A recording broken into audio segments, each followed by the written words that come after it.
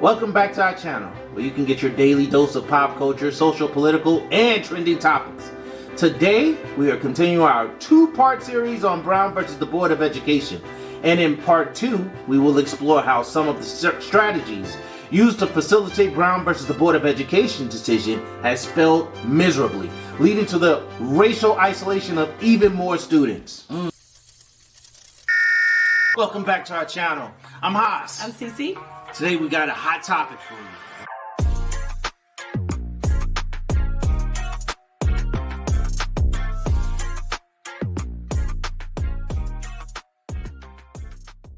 Although progress has undoubtedly been made over the decades, research shows that many school districts today are still racially segregated because they are usually divided along residential and economic lines.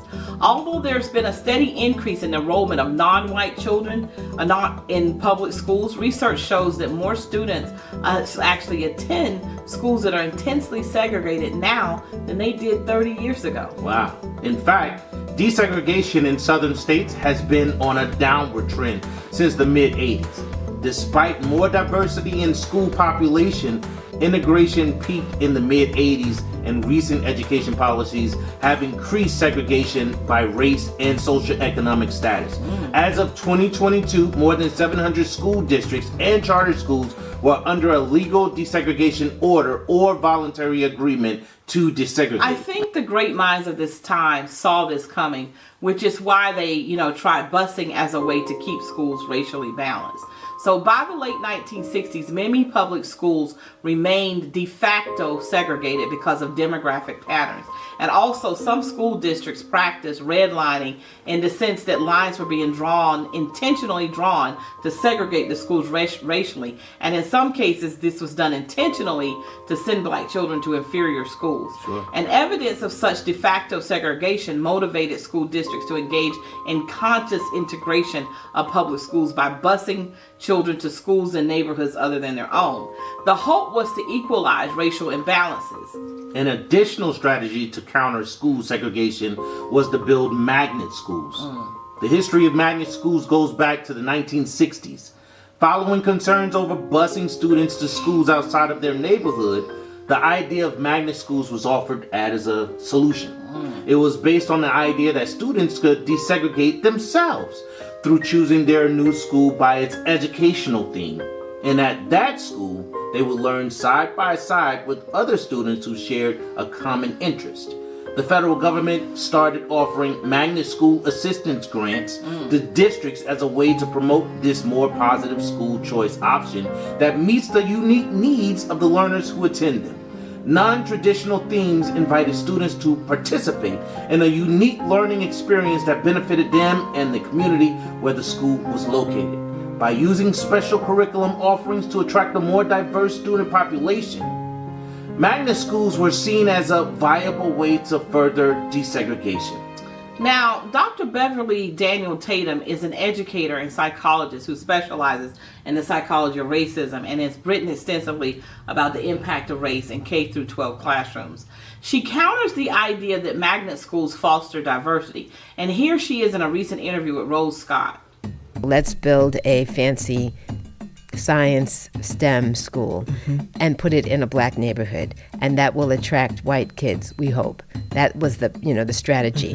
Build a program that people from across the city will want to participate in, and then we will have school desegregation in that way. That was a strategy, but even that strategy was chipped away at with Supreme Court decisions, because if you're trying to use a magnet approach by attracting students from all parts of the city to create a racially balanced school district, you are probably going to be tracking. By that, I don't mean tracking in the sense of school ability tracking, but keeping track of who is attending, how many black kids, how many white kids, how many Asian kids. Dr. Tatum went on to say that race cannot be used as a factor to track students because once you start considering race, you pretty much have started down the road of discrimination in theory, that is. And because you cannot use race as a tracker in magnet programs, it will be impossible to maintain a racial balance in the school.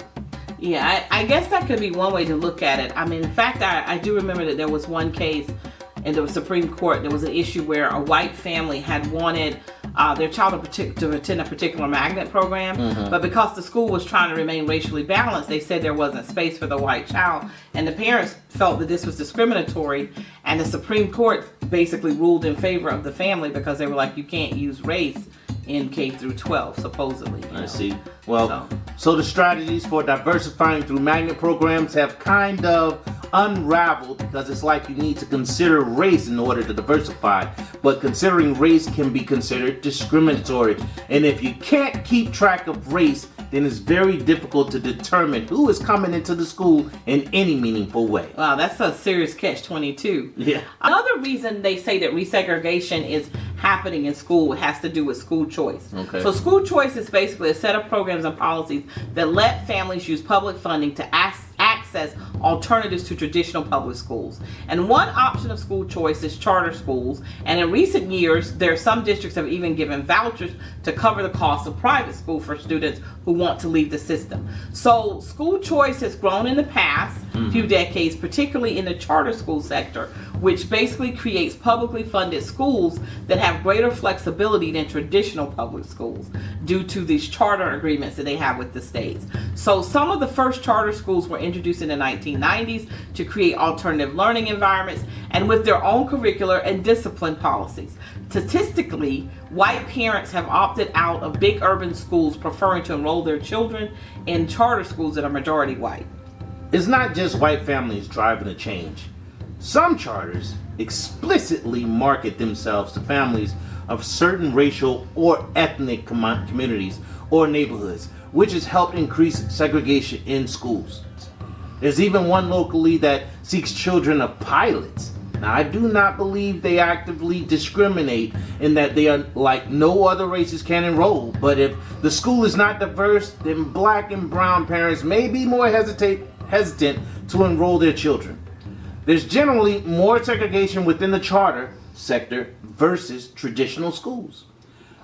When Brown was decided in 1954, the court didn't immediately require school districts to desegregate.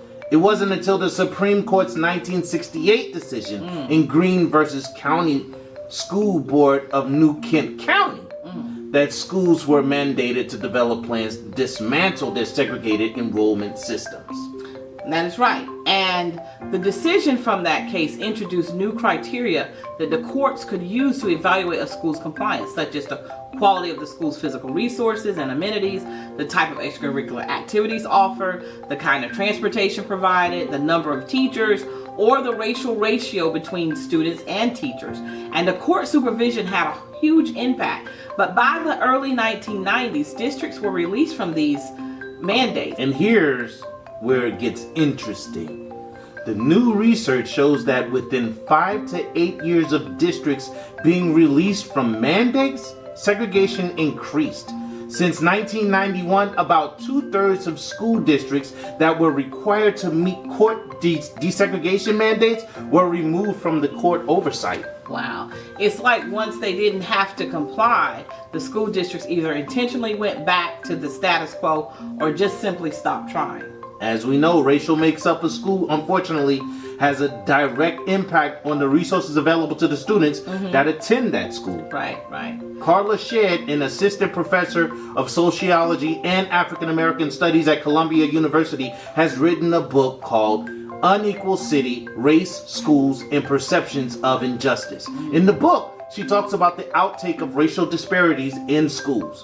She points out that it's not about whether or not kids that go to all black schools can have a great education experience, but the issue is more about the fact that resources are so starkly divided across these types of schools.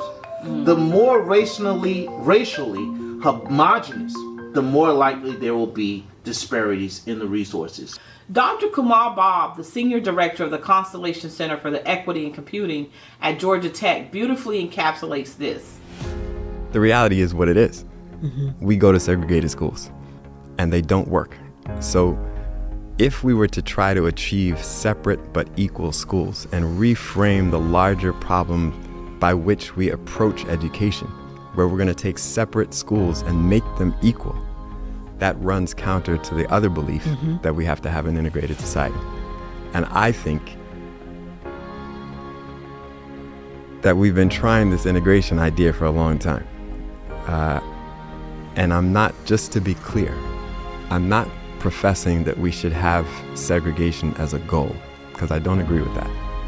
But I do think for the expedience of making sure that we don't have perennial generations of Black students and Latino students and Hispanic students suffering, we do have to approach the education challenge differently. You know, public education for Black and brown children is in a state of peril.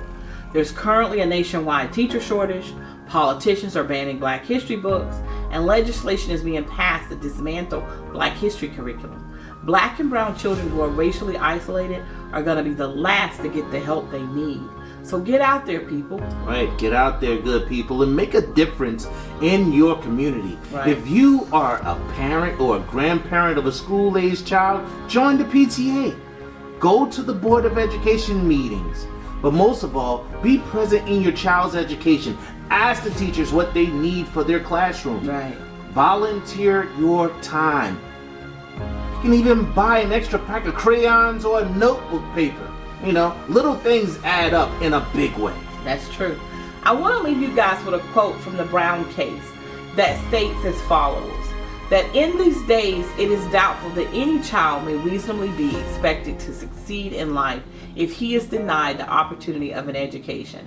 Such an opportunity, where the state has undertaken to provide it, is a right which must be made available to all on equal terms. Until next time, good people, thank you for joining us. We look forward to seeing you again. Peace.